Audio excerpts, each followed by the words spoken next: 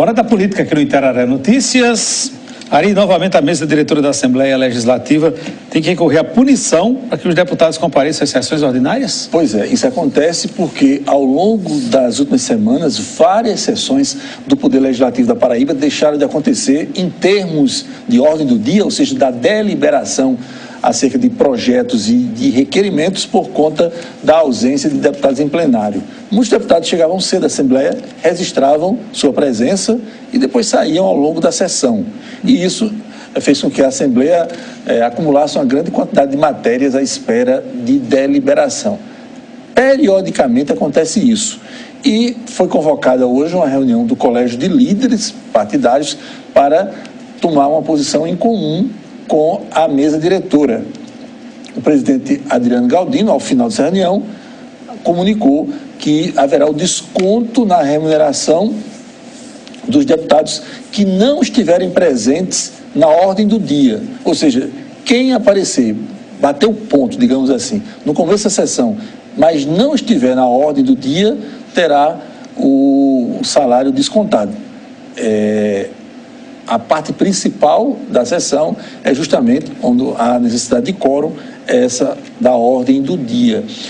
E ainda sobre esse aspecto, é bom pontuar, Anchieta, que existem recursos, alguns deputados alegaram que estavam saindo do plenário para não votar determinadas matérias, evitar o quórum de forma deliberada. Mas existe um instrumento regimental, que se chama obstrução, que o deputado pode fazer uso para não votar determinada, ou tentar não votar determinada matéria que está na pauta, mas tem que estar no plenário da Assembleia. E a presidência do Poder Legislativo também anunciou hoje que pretende copiar, reproduzir nessa questão da aferição de presença algumas práticas que já são colocadas em prática na Câmara Federal. Após essa deliberação, hoje já tivemos quórum na Assembleia e algumas matérias foram votadas, a exemplo de medidas provisórias que reajustavam os servidores da Polícia Militar, do Corpo de Bombeiros e também a atualização do salário do magistério de acordo com o piso nacional dos docentes, que é fixado pelo Ministério da Educação. Ainda sobre a Assembleia, Ari, o Diário do Poder Legislativo trata na edição de hoje de um tema veiculado ontem aqui em primeira mão no Itararé Notícias, ou seja, a ampliação da base governista. Pois é, ontem tivemos a entrevista do líder do governo, do Bloco Governista, o deputado Ricardo Barbosa, quando dizia aqui no Itararé Notícias que estavam avançando as negociações com o deputado Manuel do Gério, do PSD, para integrar a base governista. A gente lembra que o deputado aqui de Campinas, Manuel do Gério, desde o início da legislatura, tem assumido a posição de independência, ou seja, por exemplo, ele não subscreveu o pedido da CPI da Cruz Vermelha, ele acompanhou a votação do Bloco Governista em termos de mesa diretora, votando nos candidatos do PSB, mas dizia que não estava participando do Bloco Governista. E hoje, na publicação oficial do Poder Legislativo, Diário do Poder Legislativo, um ato da mesa diretora publicava a composição dos blocos partidários. E num bloco governista foi incluído o nome do deputado Manuel do Gério. É o bloco que tem ainda, além do PSD, que é o partido do deputado campinense, o PCdoB, o Rede e também o PTB. Aliás, numa entrevista dada lá no plenário da Assembleia, o deputado presidente Adriano Galdino chegou até a cumprimentar a chegada de Manuel do Gério à base governista. Mas o próprio deputado Manuel do Gério não deu entrevista lá na Assembleia, apesar de ter participado da sessão, nem, através de outros mecanismos, confirmou a sua incorporação à base governista. Ou seja, ele não se pronunciou. Houve essa publicação, mas ele, até a tarde de hoje, não havia se pronunciado. Em termos de Campina Grande, já mudando de assunto, a Câmara de Campina aprovou hoje a implantação da CPI dos combustíveis, a proposta do vereador Alexandre do Sindicato, do PHS, que pretende averiguar por que é que em Campina Grande as sucessivas quedas no preço dos combustíveis, periodicamente feitas pela Petrobras não chegam na bomba para contemplar o consumidor, ao contrário da majoração no preço do produto, que já amanhece no dia seguinte em todas as bombas que comercializam os derivados de petróleo. Pois é, que seja feito mesmo um trabalho sério, que se espera.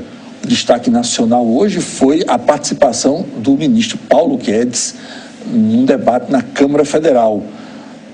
3 destaques na participação dele. Ele defendeu a implantação do imposto de renda negativo para pessoas carentes. Ou seja, do mesmo jeito que as pessoas anualmente fazem a declaração e eventualmente pagam imposto de renda, recolhem, as pessoas de menor poder aquisitivo podem fazer uma declaração do que conseguiram receber no ano anterior e, dependendo desse patamar, poderia ser ressarcido, ou seja, ter uma compensação financeira por parte do poder público. É o chamado imposto de renda negativo.